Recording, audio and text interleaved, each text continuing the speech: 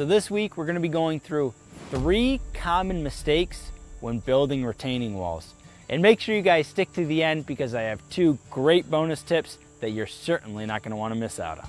The most common problem when building retaining walls is the base of the retaining wall. Pavers, you screw up on the base, you can take the pavers back out and replace them and they look good. Retaining walls, you mess up the base, you're tearing all of the retaining wall back out and rebuilding the whole entire thing, which is extremely costly. Couple things when looking at basing: the amount of base material on the toe of the wall, the amount of base material on the heel of the wall, the compaction when doing the base material so you're not over or under compacting, and also, most commonly, the depth of that base material. Please check out the picture on the screen, which gives you a good idea of what a common base or typical base application for a retaining wall should look like.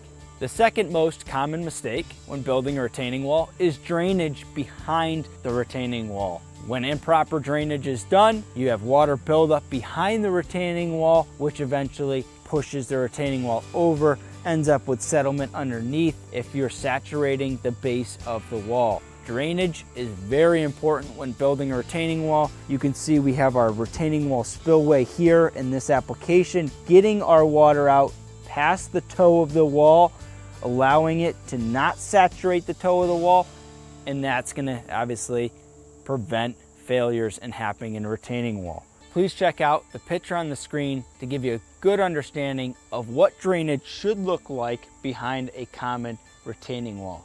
Now, there's a lot of factors, base material, different things that might change that drainage.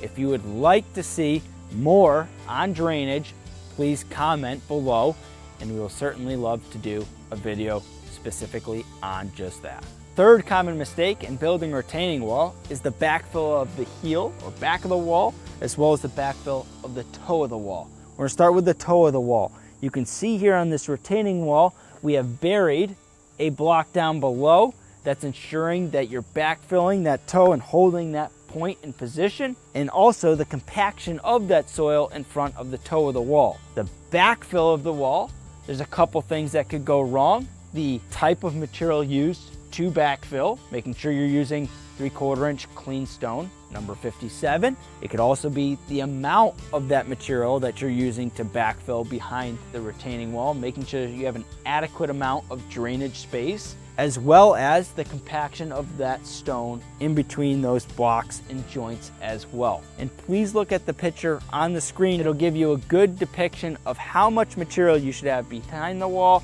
as well as how much material you need to cover the toe of the wall. So if you want more information on this as well, please comment. We'd love to do a video.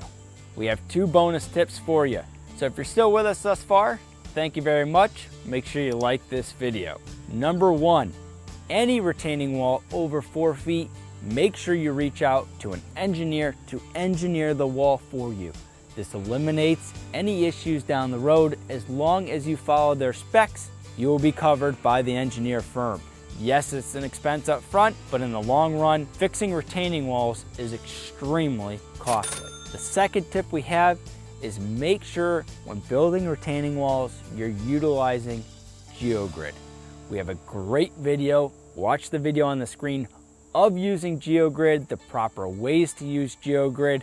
It's a great insurance to make sure that your retaining walls will last forever.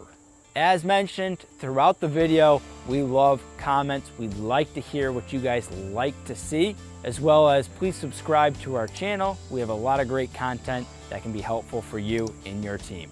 Thanks again for watching. You can sign up for our tip of the week here, or you can watch more of our videos here. You can subscribe to our YouTube channel here, and make sure you shop our products at pavetool.com. If you're located in Canada, you can shop at pavetool.ca. Have a great weekend. Thanks for watching. Looking forward to seeing you next Friday.